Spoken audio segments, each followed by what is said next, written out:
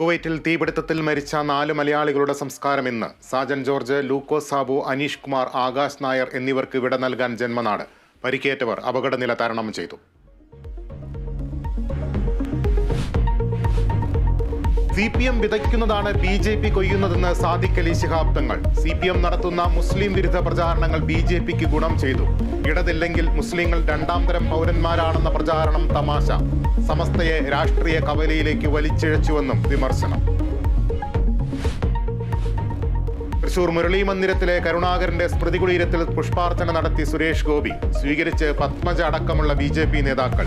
ഇന്ദിരാഗാന്ധി ഭാരത മാതാവെന്നും കരുണാകരൻ ഗുരുവെന്നും പ്രതികരണം. തൃശൂർ ലൂർദ് പള്ളിയിലെത്തി മാതാവിന് സ്വർണ്ണക്കൊന്ത സമർപ്പിച്ചു. നന്ദിയാൽ പാടുന്നു ദൈവമേ, അൻപാർന്ന നിൻ ത്യാഗമോർക്കുന്നു.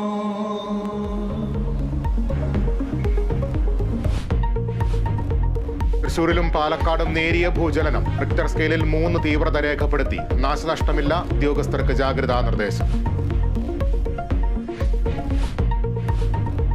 നടൻ സൗബിൻ ഷാഹിറിനെ ചോദ്യം ചെയ്ത് ED.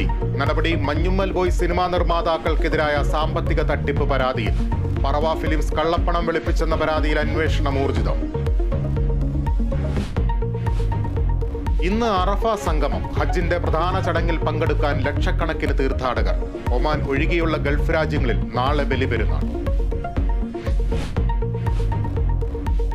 യൂറോകപ്പിൽ ഇന്ന് 2 മത്സരങ്ങൾ. ആദ്യ മത്സരത്തിൽ ഹംഗറി സ്വിറ്റ്സർലൻഡിനെ നേരിടും. സ്പെയിൻ ക്രൊയേഷ്യ പോരാട്ടവും ഇന്ന്.